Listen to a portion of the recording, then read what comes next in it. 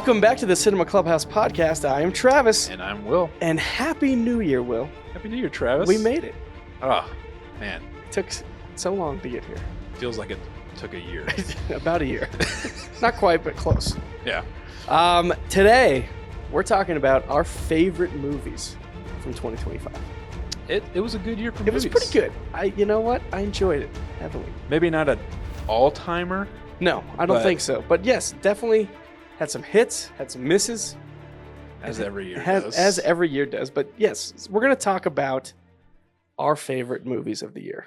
Yeah, we're gonna make a collective top 10 for the podcast. Kind of like we did for our Oscar episode. Yes, exactly like that. Exactly like that, actually.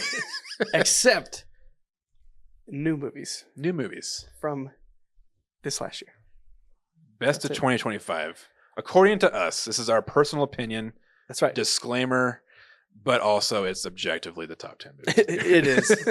This is it. Everyone else's top 10, they get their information from us. So, yeah. All right, let's just get into it, Will. Yeah. Why don't you go first? Okay. All right. Well, I'm just going to go. I don't think these are in any particular order. Yeah, hard to We're rank each going to pick 5, but I'm going to pick my favorite first because it's my favorite. Yeah. And that is no other than Sinners. I knew it was coming. Of course, Will. Sinners was my favorite movie of the year by far. And it's, when movies come out earlier in the year, it's hard to remember them that they came out in that, that calendar year. Yeah. And I think because towards the end of the year, we get a nice, pretty thick few months of like really big hitters after summer. It's just like, all right, these are the last movies we're going to get out for the year. So it's hard to remember like, oh yeah, way back in March, there was a movie. March, April. I think like April maybe. I don't know. This movie still blows me away. It was my favorite movie by far. There's certain movies that have this effect where the second I finish it, I want to go make a movie. Yeah. Because it was like the story was so good. I was like, I'm gonna go tell a story right now. And that one did this. And like visually, it was awesome.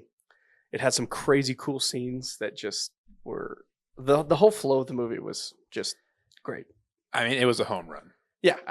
It's on my personal top 10 too. I knew you would snatch it. Sorry. I was kind of counting on it. Yeah. So I can infuse the list with a few others that I liked. But yeah, it's maybe Ryan Coogler's masterpiece to this point. I think so. Always working with Michael B. Jordan. Mm-hmm. Don't blame him. It always works. He worked with them twice in this movie. Yeah, this movie's got a little bit of everything. Oh yeah. I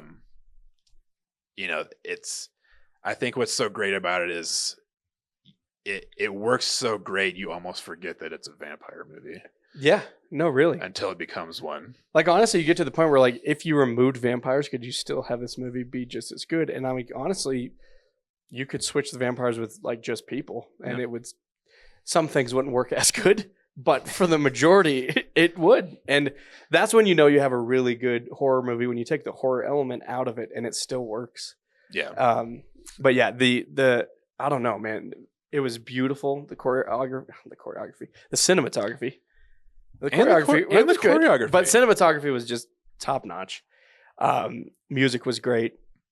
I mean, the acting was just amazing. Speaking of choreography, yeah, maybe the best scene of the whole movie. Yeah. Was a highly choreographed scene. Yeah, absolutely.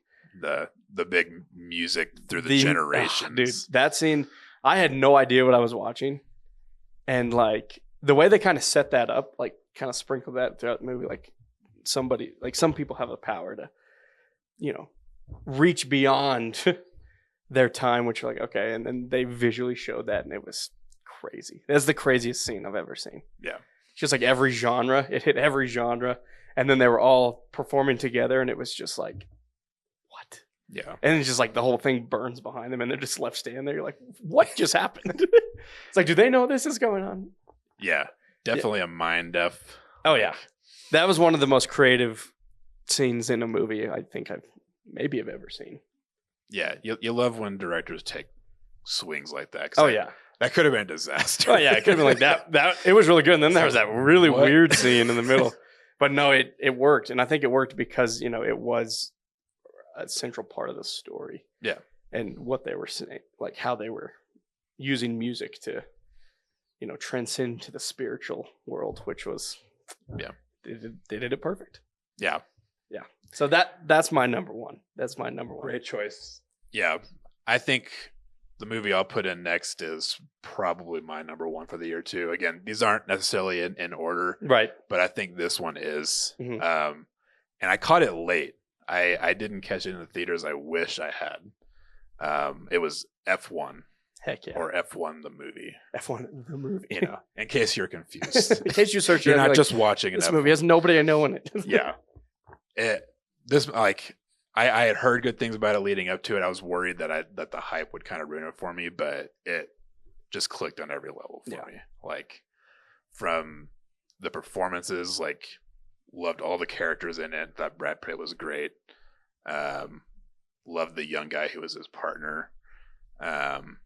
The score by Hans Zimmer was awesome, of course, as most Hans Zimmer scores are. But this one really fit. Kind of, he did kind of like not a techno thing with it, but had some electronic elements to it. Kind of lean into the racing elements of the, stuff that would go with that. Yeah. But just a great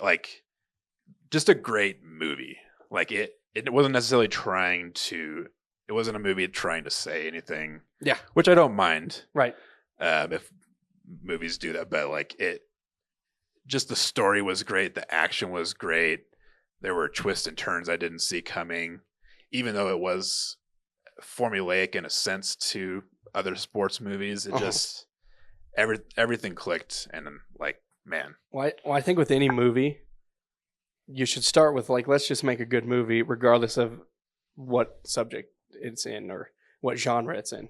Yeah. And I think a lot of times that's where the stories kind of get off. They rely too hard on the genre or other elements and forget to just make a good movie.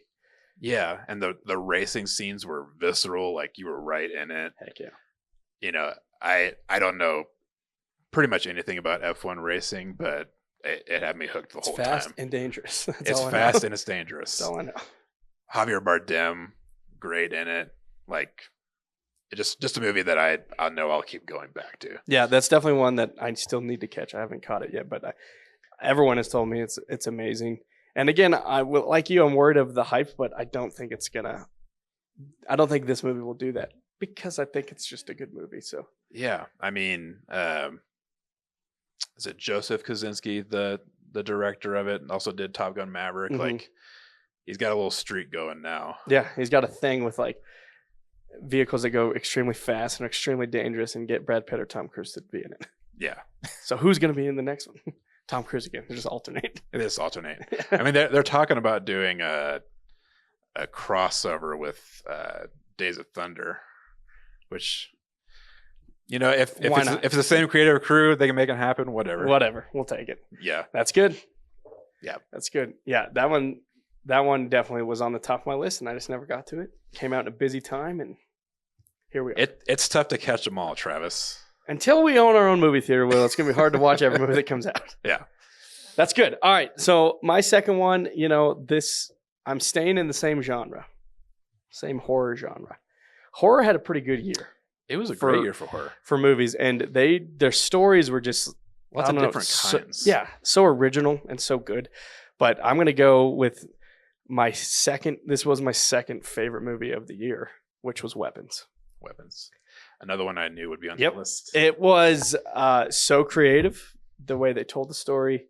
I loved jumping from different people's kind of perspective of the story and kind of sitting with them. And then the whole time you're trying, like his movies, you're trying to figure out what the heck's going on and what is the thing. Yeah. And he does a really good job of hiding it the whole time and making you intrigued and keeping you interested. And still, it's scary and creepy, and he's really good at balancing the suspense. Like, he's great at suspense. Yeah, I think the structure of the movie was what made it great. Like, yeah, there's a conventional way he could have told the movie where it wouldn't have had the same mystery or tension. Well, yeah, and I think choosing this way, not every movie works when you like vantage point from one person and then we pick up. I don't always love that because sometimes it's too, I don't know, the pacing just doesn't work. But this one worked because you really were in the same boat as everybody else. So Yeah. and the performances were great. Oh yeah. Like I don't think there's any performance in the movie that I was like, that's annoying. Like every character was great. I loved every single character. It's a wild movie. It's not one that I'm like, oh yeah, let's pop this on. Same with Barbarian. I watched it once. Yeah. You know, some directors have movies you're like, yeah, I watched it and it was great, and that's where that will live. Well, yeah, it's an interesting one. I do think there is some value with weapons in a rewatch. Like obviously whenever you have a mystery like unfolding in a movie like this, that you'll never be able to replicate that first experience where you're trying to piece together everything. Right. But I think there are a lot of standout scenes that are great for rewatches, and you do pick up other things that you missed the first time that you didn't like know to look for. But right. Yeah, I thought the reveal of what was going on, it was one that I had to sit with for a while, and I think I grew to like more, like the more I sat with it. Yeah. I think I don't know how you figure out you're good at that. Like, but like both of his movies, kind of the reveal did take some time to process and like accept what it is, and then you're like, okay, now I appreciate the movie. It's not like great right off the start. Like you really have to. Yeah, it just weighs on you a little bit. It sits with you, and he's great. I mean, so far 2 for 2, held the suspense the whole time, revealed it.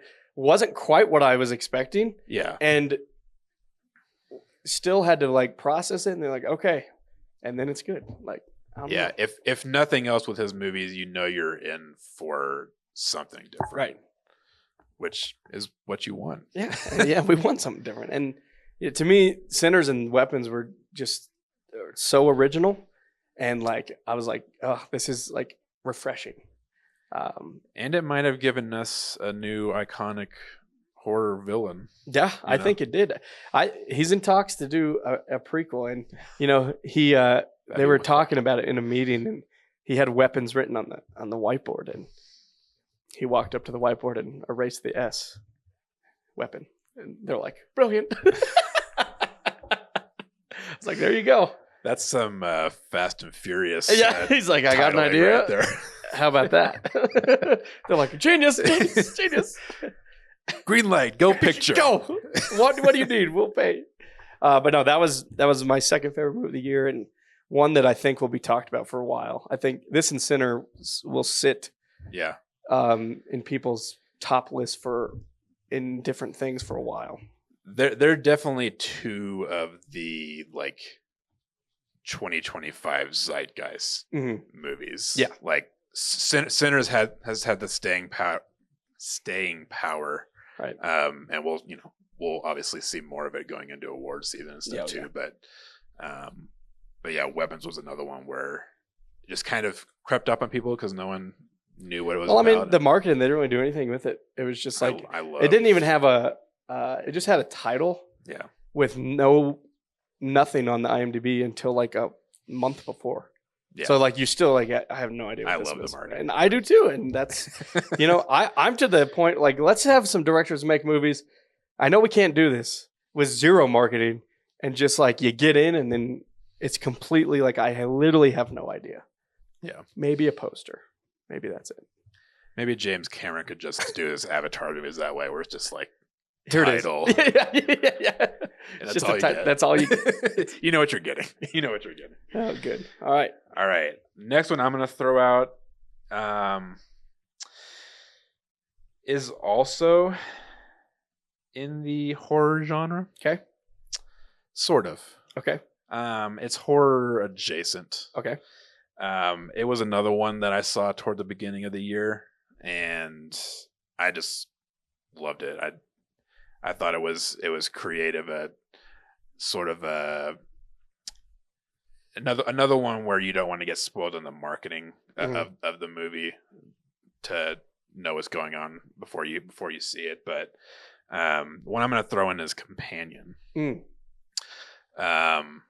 Sophie Thatcher. I don't know if are we talking spoilers? I don't know. We probably. I mean, if you it haven't came seen out it in at this like point, February, right? yeah. Another kind of AI kind of movie. Yeah. But I just thought it was really clever the way it did. Had some twists in it that I didn't see coming with other AI characters popping up. Right. I love the horror comedy feel of it. But yeah, I just thought it was super super fun and super creative. I loved the decision making of some of the characters in it. Jack Quaid, always great. Yeah, we love Jack Quaid. We got a little, kind of a little different Jack Quaid than, like, sometimes he plays like kind of the same kind of character. This was a little different. Yeah. But yeah, that movie, that was a surprise movie. Yeah. Like way better than one, I didn't really know what it was, but still way better than what I thought I was getting into. Yeah. And like, it's one of those movies that's not super long. It gets into the mystery pretty quickly, and you're trying to figure out what's going on, and all of a sudden when the reveals happen, then everything is just chaos. But yeah, really really fun movie. For a while it was kind of my favorite of the year, till F1 surpassed it, but had to make the list. That's a good one. I don't see a lot of people talking about it at this point. And again, I think a lot of that is how early it came out. It kind of gets lost, and it came out in like a slow movie time, so it also gets lost in the shuffle of good Valentine's release. Yeah. No, that's a good one. Definitely one I want to rewatch, but it was a wild ride of a movie. Yeah, that's good. All right, Will, we're moving right along is what I was trying to say. Hey. Sometimes I like to merge words, keep you on your toes. It's fun. Instead of saying a sentence, why don't you say it all at once? Like, there it is. See? All right. My number 3 of the year. This one, I don't know if it's my third favorite movie of the year. It's just the third one. It's the next one I'm talking about. Yeah. But that is Zootopia 2. Hey. This Zootopia is one of my favorite animated movies in the last, 10 years or so. And I was nervous about the sequel. Like, could it maintain what the first one had? And I think what it has going for it is they're cops solving a case. Yeah. You can kind of do that forever. Yeah. And it still works. But the second one keeps all the heart that the first one had and the funniness, but also takes a completely new route, shows a ton of different parts of Zootopia, and like it's just really good, and it's really funny. It's just as good as the first one, if not maybe a little better. Yeah. And it really stood out to me as like my favorite animated movie of the year. Yeah, I really love the first one too. One thing I loved about it was just the world building. Yeah. Like, I thought the way they built out Zootopia was just really clever. Mm-hmm. And they do that again in the second one and expand even further to where it's not repetitive and it's still new. And you're like, oh my goodness, like there's still so much more to this. Yeah, but it's a fun dynamic between Judy Hopps and good on Nick. But no, their dynamic is great. Admittedly, I've not caught this one yet. I know I'll love it once I do. But yeah, the Zootopia world, they're definitely going to make another one now. Oh yeah, I mean they set up the third one. I can't believe there was so much like audience fervor for Zootopia. Well, yeah, and it's crazy because like when the first one came out, like it did really well, but it took a minute to get going. I mean, it had the same effect that I was also surprised at how much, how well Inside Out 2 did last year. Yeah. Like, well, it's like another one of my favorites. It's cool because it's like these were two original stories that they tried and they were really good. And then I like that they're not got this huge fan base. Yeah. Like movies like Zootopia 2, Inside Out, or Zootopia Inside Out, like the perfect example of like family animated movies done right, where it's Yeah. not just like, Well, there's way deeper meanings, and it's not like this takes away from the kids movie. yeah, So it feels like it slows it down. It just is. It fits in perfectly. it isn't just like, and sorry for you Minion fans, but yeah, it's yeah. not just Minions talking gibberish. Yeah, it's not and just prat like falling. yeah, it's not just like slapstick yeah, cartoon comedy. It's like these are really deep stories that have a lot of weight in the real world, and yeah, that's why they're so good and so impactful. yeah. But yeah, the second one hits the same as the first one, so I love it. That's good. I had a feeling that might be on your list too. The way you I'm were pretty talking predictable, about Will. it. I don't know where you're going next, to be honest. Let's switch it up. Okay. Switching to genres again. Okay. Next one I'm going to put forth was, if you watched our summer most anticipated episode, was on my list, Mm-hmm. and it lived up to the bill for me. I'm putting in the reboot of The Naked Gun. Oh, heck yeah. So funny. Probably my favorite comedy of the year. Oh, yeah. Actually, definitely my favorite Yeah, comedy definitely. of the year. I was like, I think that might be the comedy I've seen all year. It was just uproariously funny, the whole movie. Mm-hmm. Just like pitch perfect, Yeah. less than 90 minutes, like joke fest. Yeah. Has one of my favorite scenes of the year with the snowman coming to life. But God. you know, I know a movie's in contention when like it literally has me like close to being on the floor in the theater laughing. Yeah. And man, it just knocked it out of the park. Yeah, yeah. Yeah, Naked Gun was amazing. It recaptured exactly the humor that you were hoping and did it justice. Like it was great. Like and so damn funny. So funny. It's the perfect example of like some humor is like generational. Yeah. Like like you said, it pretty much captured the exact humor of the originals. Had a little bit of a modern tinge to it, but really it's just the references. Right. You know, like. Yeah, that one's great. Liam Neeson just knocked it out. Killed it, man. So funny. You know, when they made the announcement that he was going to be like the lead of the Naked Gun, I immediately knew it was going to be great. Oh, yeah. I remember like, I mean, Leslie Nielsen, the way he plays the character, like, is so like serious. Yeah, yeah. And he's perfect. Liam Neeson is perfect for that. You know, you saw him, have a little part in one of the Ted movies. I forget which one it was, but the first one. Yeah. It's like that's who Drebin is. Yeah, exactly. Yeah. He takes himself 100% serious, but he's not. Yeah. You know. And Pam Anderson. Oh, wow. Yeah, what a shock. Like, I mean, I don't necessarily think I was shocked that she was funny, but that she was that funny. Well, no, I was shocked that she carried her weight and, you know. Yeah. Like, because you read the names, right? Yeah. And they say never judge a book by its cover, but you're just like, well, I don't know how that's going to actually work. And she holds her own, man, and she is hilarious. The scene where she's like scatting, like, she committed. Yeah, and it's so funny. Yeah, yeah, that one was definitely teetering on being a part of it, or it's definitely in my honorable mentions. Because it was just start to finish amazing. Yeah, had to submit a comedy, and that was the one, man. Yeah, that's a great one. All right. We're getting towards our last two spots here, and this was harder because you see a lot of movies that kind of fit in the same. You felt the same about them, so it's like, how does this one move up? It's just an honorable mention, but I had to go with one that just like I loved from start to finish. I was just engaged immediately, and that was Wake Up Dead Man. Okay, it's my favorite of the Knives Out trilogy. This one's definitely more serious, I think, than the other two. Yeah. And the performance is just, I don't know, I was immediately glued in. I think a lot of it had to be where I saw it too. I saw it at a really cool theater in Ohio, and the mood was set for me. So it was like, it was a good pairing. Yeah. But I thought as the third movie in this kind of, trilogy, he did things completely different than I thought.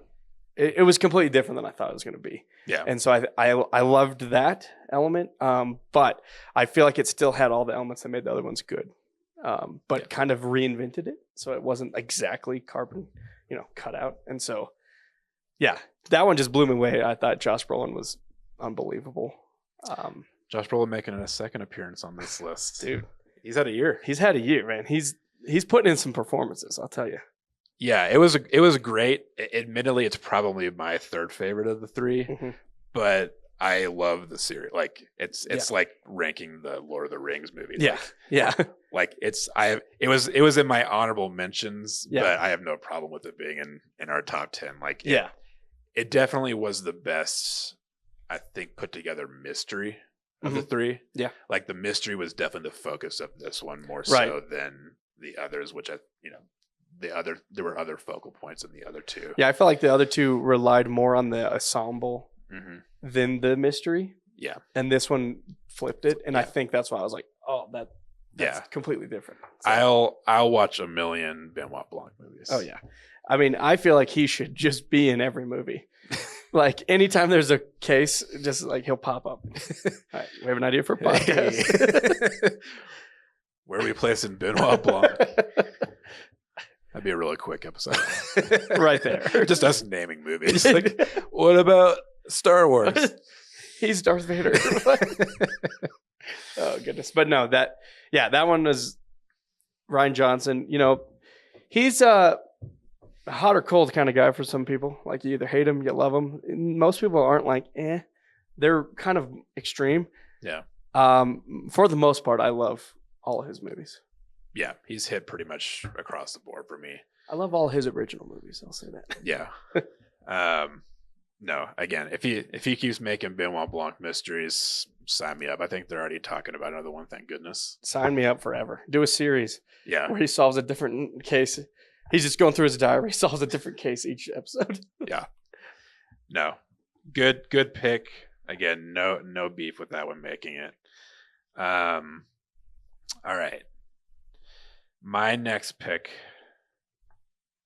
is going to be another one that was kind of under the radar that I'm kind of bummed isn't getting more like awards conversation, but I think it also had to do with timing of when it was released. But my next pick is Roofman.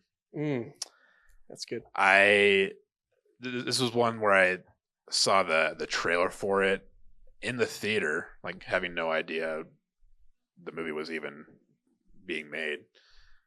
And, you know, it immediately kind of shot to the top of my list of ones I wanted to see, but it delivered on every level too. Like one of those like crazy true stories that you think could not have possibly happened. But I think was mostly like faithful to the real events that did go down. But Channing Tatum gives one of the best performances I've ever seen. To me, from him, I think he should be in question for Best Actor because I felt, man, he normally doesn't do performances like that. Like he was still himself. Yeah, but there were some scenes where he really had to kind of stretch. Yeah, and he nailed it. Yeah, he did. I was super impressed with him. Not that I had doubt. It's just, it's like a rare to have elements of this like drama. Yeah, with him, he does it sometimes. But yeah, the movie was great. The movie was just, it's one of those ones that you're just like, wow, that was a really good movie. Yeah, one of those where like like I wasn't aware of how the story in real life ended, but you could kind of predict the outcome, but yeah, it was one of those where even still you're rooting for his character. Yeah. And even though he's like obviously breaking the law, doing all this stuff, he legit does it from a good place. Like it's not necessarily. Yeah, in a way, he was living a 90s kid's fever dream. living in a Toys R Us. Like, I think we all wanted to do that. Maybe not in that way. Yeah, not in that way. Rotting his teeth out with his M&M diet, and hey, I'm on that same diet. Yeah. I mean, the Christmas season. Yeah, Christmas season does not do me well. No, that one's really good. I'm glad you brought it up. That one teetered on making it. It's definitely one I was going to bring up in honorable mentions because I thought the performances across the board were really good, and like Kirsten Dunst. Kirsten Dunst is doesn't always get enough she's always credit. amazing. But I thought the story was I thought it was just really well made movie. Yeah, and the scene, and the scene in the church on Christmas Eve at the end, like, Yeah. man, Yeah. like Channing Tatum can act. He can act. Yeah, And I think I don't know like how he's kind of gotten labeled the way he has, because it's like you put it in like that, it's like, dude, why aren't you getting more consideration for things like this? And Yeah. maybe it just takes that one, see him do it once, like, oh, okay. yeah, But yeah, I've always been a Channing Tatum fan. I never thought of him in this light, like, oh, he could carry this movie. yeah. But he was, I think, the biggest surprise of the year for me. Like his performance was like, whoa, that was really good. Yeah, I had to throw that one out there because I feel like it's just not getting the love It's not, and that's good. And I think again, timing, and it wasn't really marketed heavily. It's kind of an unusual story, but very good. All right, we got one spot left each. Gosh dang it. Got to make it count, Travis. This was tough, man. I think mine's gonna be a little of a surprise. Oh, I like surprises. But I kind of just waded in, like ones I just thoroughly enjoyed. Like I just enjoyed all of it. This one was it's a little bit of a slow burn, but I went with Frankenstein. I had a suspicion. I just really enjoyed it. Again, performances were top of the game across the board, and the visual, storytelling of this movie was, I was locked in. I think it helped watching it in the theater. I saw it in the theater before on Netflix. And I like that Netflix is doing this a little more, like giving these Netflix movies some theatrical runs first. Yeah. Just because it is different when you watch a movie for the first time in your house or in a theater. Yeah. Like, and you can't, the atmosphere that you watch it in affects, how you feel about it. Again, if you watch a movie and there's someone talking the whole movie, your version of that movie might be tainted. You're like, I don't really like the movie. And it, like, is that why, or is that why? So it's like, yeah, the stars got to align. It's got to be perfect. But I just thought it was, I think it was the closest to the book adaptation to the movie. I mean, we've seen Frankenstein 100,000 times. But I just thought Oscar Isaac was great. You legit hated him. You're like, this guy is just a scumbag. And like, you feel for the creature. Like you do. And him carrying that performance through his eyes and just like his body language was just, it stood out. It was really, really good. And I think a lot of people were probably like, yeah, that movie sucked. It was boring. A lot of people I talked to, it is a slow movie. Yeah. But I was in for it. And I think you got to be in the mood for that type of movie. Yeah. But yeah, it did it for me. And I had to bring it up because I just like, visually it was great. Performance was great. Music, everything was great. And so I had to talk about it. I mean, it's the movie Guillermo del Toro is almost born to make. Yeah. I mean, he's been trying to make this movie for ever. And he finally did, and it didn't disappoint. Yeah, he made use of his budget for sure. Yeah, I mean, it was a visual feast. Yeah. Yeah, the performances were great in it. It definitely, like, you definitely need to lock in. It is a long, slow ride, but yeah, it is definitely a different take on Frankenstein's monster than I think we've ever gotten. Yeah. It's more of the drama of it and the structure of like the weight of it. The first half being from Frankenstein's perspective and the second half being it does kind of jolt you, like, oh, we still have to hear his half. Like, yeah, like, man, because the break is so far into the movie, so you're just like, yeah, oh, but I mean, it's not the same amount of time because obviously he wasn't around as long. Right. So, but still good, and like I said, through his eyes, just the performance through his eyes and his emotions, like he really sells it. And you feel for him, and Victor's just sucks, dude. Like you're just like, God, this guy. Yeah, he deserves what he's getting. Yeah, sometimes it's Oscar Isaac can really nail that character that you just hate. Yeah, I mean he's a great actor. He can nail pretty much anything. But he's amazing. Yeah, he was definitely the most despicable Victor Frankenstein. Yeah. I think of any version I've seen. Well, yeah, because I think a lot of them kind of stray away from like how messed up what he's doing is, and like they don't really hold him accountable for like all the other stuff he's doing too. And this one kind of just paints the light like, yeah, this guy's pretty much sucked since his mom died. Yeah. Like, yeah. But yeah, that's my last spot. I think it earned its spot makes there. sense.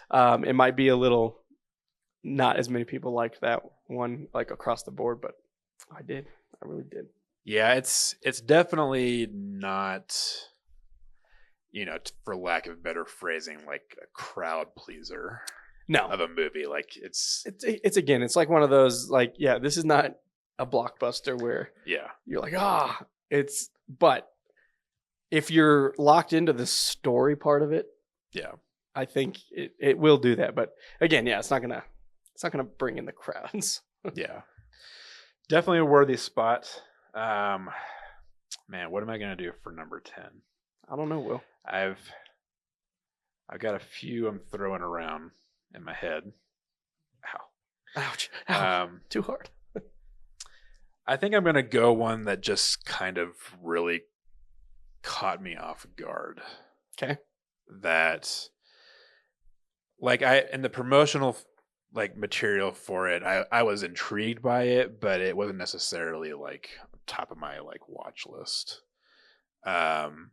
It's another one I wish I had caught in theaters because it is like a ride. Mm-hmm. But it is maybe definitely the only funny movie that Darren Aronofsky has ever made. It's Caught Stealing. Yeah. I was totally shocked by first the tone of the movie, mm-hmm. being, who Darren Aronofsky is. Right. But it was like it was just like high octane, like nonstop pacing, like from almost the get. Like Austin Butler is great in it. He has a really cool story arc. Zoe Kravitz, has a good arc in it too. It's got some twists in it that, again, caught me off guard. Did not see coming. But I was just really, really taken back by the tone of it. Like, it was laugh out loud funny in parts. Mm-hmm. Matt Smith is hilarious in it. Matt Smith is a treasure. Yeah, his character is nuts. Yeah. And which I'm sure he enjoyed playing, but like it's just one of those where like there's so many interweaving like groups that have different goals that are all kind of like merging together, and it just is, like I said, sort of high octane, not what I was expecting from a Darren Aronofsky movie, but like it's kind of, and I might get some hate for saying this, it's kind of like what I wish One Battle After Another was. Yeah. Like I got more of what I wanted out of this one. And it's just, man, I can't recommend it enough. Heck yeah. And that one's on my list to watch, but you can't go wrong with Austin Butler and Matt Smith. We love Austin Butler on this show. We do, Kayla. Did you hear that? And Matt Smith is just underrated and not utilized. Yeah. In movies, really. Like, he has a pretty good run in some TV stuff, but like, he is just so good. Yeah. It's underrated how good he is. But I think this movie, let him play a little bit. Yeah, he's like this British like punk sort of guy, like got a mohawk, like, and it's just like a scoundrel, like he's straight out of a Guy Ritchie movie, pretty much. Yeah. And that's kind of what this movie, like, it is very Guy. It's like if Darren Aronofsky made a Guy Ritchie like flick.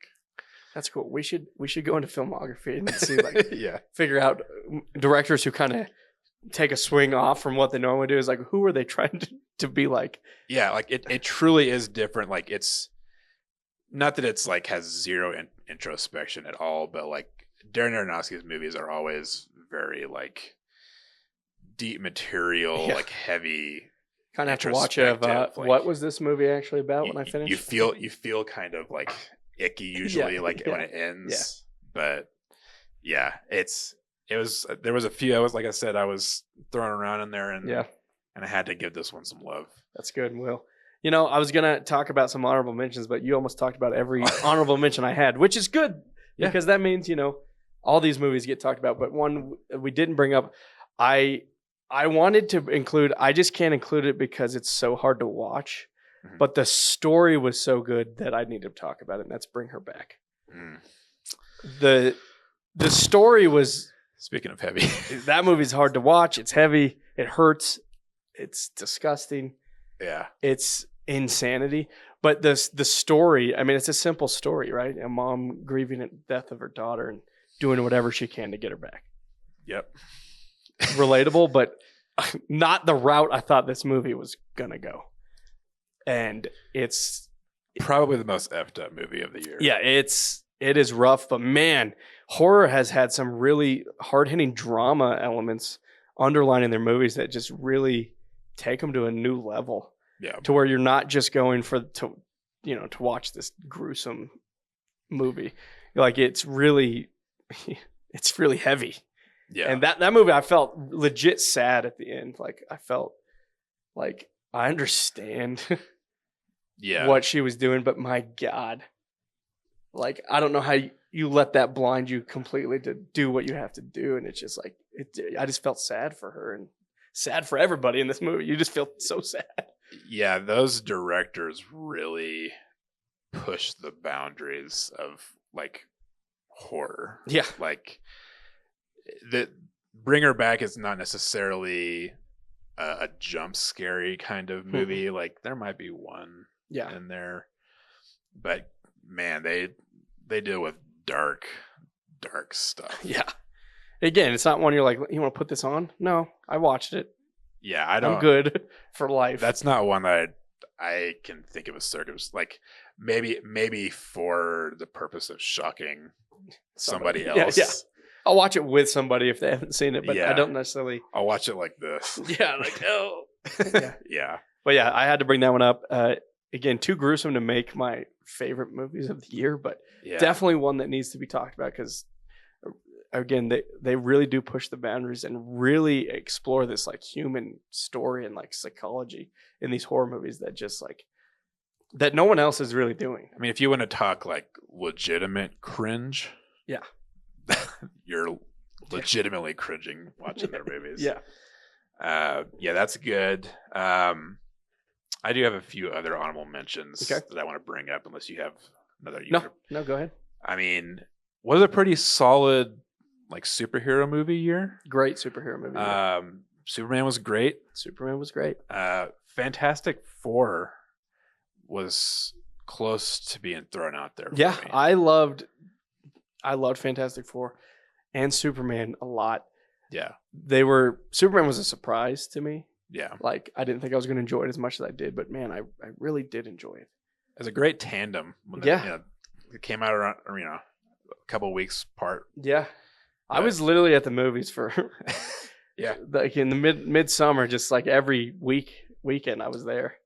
Yeah. This year had a really good mix. Like you said, we've already talked about it being a good mix for horror. Mm-hmm. Most of the blockbusters hit. Yeah. Like there weren't too many, train wrecks of blockbusters that came out or ones that just missed the mark. Like most of them were either like good or great. Yeah. But yeah, Fantastic Four might have been my favorite of those. Yeah. Another one that was this close to being on our top 10 was Novocaine. Mm. Jack Quaid again. Jack Quaid, man. He's your guy. Jack Quaid almost made a second appearance, just like Brolin. It was almost the Jack Quaid, Josh Brolin list. But yeah, that was just like so fun. Yeah. Like another kind of one that caught me by surprise. Like I didn't think I would like as much as I did. Yeah, it was a very fun watch. Yeah. Like just an entertaining movie. Yeah. Yeah, it's good. Yeah, that one's close. And then kind of back in the horror train. I was late to it as well, but 28 years later, that was another one I was going to talk about. did some different things. Had one of my favorite scenes of the year with the chase from the Alpha across the bridge.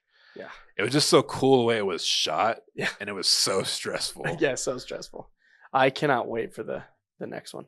Yeah, I didn't like. It just comes out in a couple weeks. I'm not. I wouldn't consider myself like a giant 28 days, 28 years like fan, but I thought that maybe did different things that were cool, and I'm hearing good things about the next one. So yeah, it's definitely solid. It was one that kind of teetered on the list. I felt like the other ones just earned their spot a little more, but that one was close. Yeah. Will, let's talk about movies we did not like this year. Yeah. Generally, I would say the like 90% of the movies I see are ones that I either like love, or I'm like, it's fun. Yeah. But there were a few stinkers. And I'm going to be honest, this one I was really excited about, and it just wasn't good. One battle after another. Woo! Was not good. Come after us, internet. It just wasn't. And Paul Thomas Anderson movies are similar to, like I was saying, some of those other directors. They're movies you watch probably once, and you're like, okay, there it was. His are very hit or miss. I'm kind of middle of the pack most of his movies. Yeah. But this one I was like, oh, Leo, Benicio del Toro. Yeah. This is going to be knocked out of the park. And it just did not hit at all. Yeah. It was just, I don't know. I just don't like the story. Yeah. And he basically played his Once Upon a Time in Hollywood character again. Like, that's basically who it was. It was Rick Dalton. Yeah. And he seemed like an out of work actor. Like, Rick Dalton if he were a revolutionary. Yeah. Honestly, Rick Dalton. I think it just was him. That's funny. And so that's why there was really nothing else that he brought. Like, he literally did that again. Yeah. And Sean Penn was just hard to watch. His performance was crazy, but I don't know I enjoyed it. Like, he was just like... It didn't hit for me either. I don't know. Yeah, we talked about this before. We'll probably get a lot of hate for this, but it just... People are blind to it because of who's in it and who made it. But yeah, I think it's getting a lot of the love that it is because of the filmmakers behind it, and they're just leaning on the Leo and PTA name. I will give it. It had two of the funniest scenes of the year. Funniest scenes that might have saved the whole movie. Well, yeah, there are two scenes that I had to pause the movie. I was laughing so hard, but that's it. Like, out of those two, you're just like, I don't like it. It was just an overlong chase. Yeah. And, had some political undertones that I felt like didn't really take a stance one way or the other. It just were kind of there. And I just really didn't like the whole Sean Penn character line and like what he was trying to achieve. Like, I did.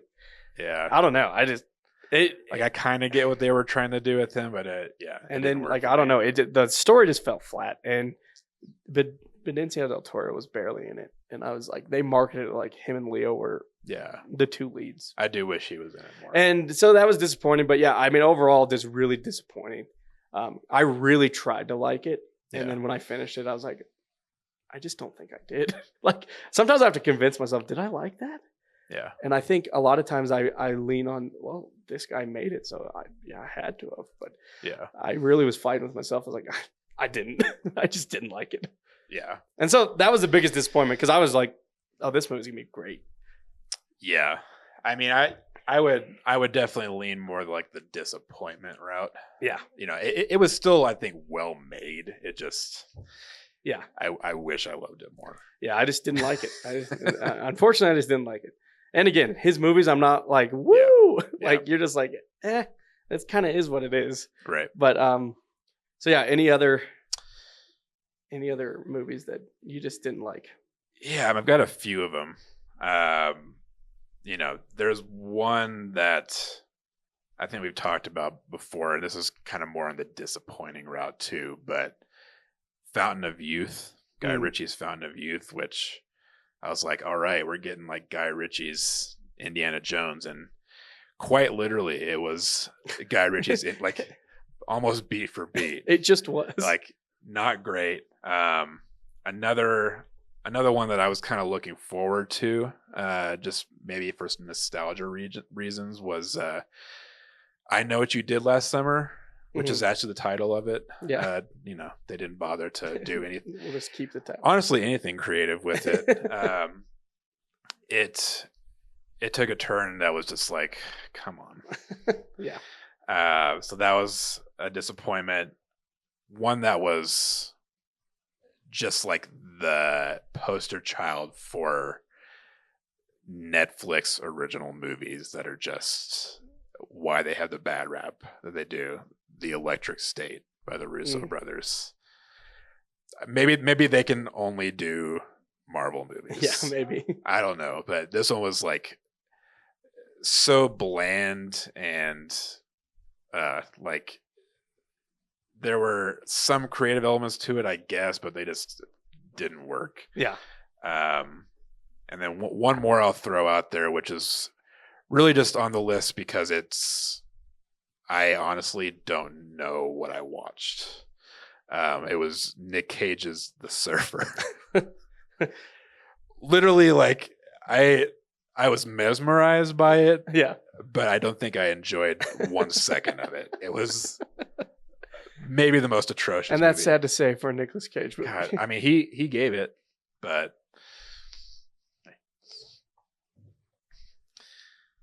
we're filming. Okay. Oh, okay. All right. See ya. yeah, I mean, I always rooting for Nick Cage. I mean, Yeah. but yeah, if you just want to have a weird acid trip and not know what the hell's going on, There you go. I recommend The There you go. Surfer. One more I'll talk about. I think it's just a performance that ruined the movie. Was Jurassic World, the new Jurassic World. Scarlett Johansson was terrible. Like, she completely forgot how to act. Completely. Like, every scene she's in, you're just like, is this real? Are you really talking like that? Are you really doing that? And I don't think it was just the writing, because I didn't feel that way about any other character. But anytime she opened her mouth, I was like, one, she didn't need to be in the movie at all. And like, it was evident she didn't need to be. And she really brought it down. And the movie wasn't amazing, but it's a Jurassic Park movie.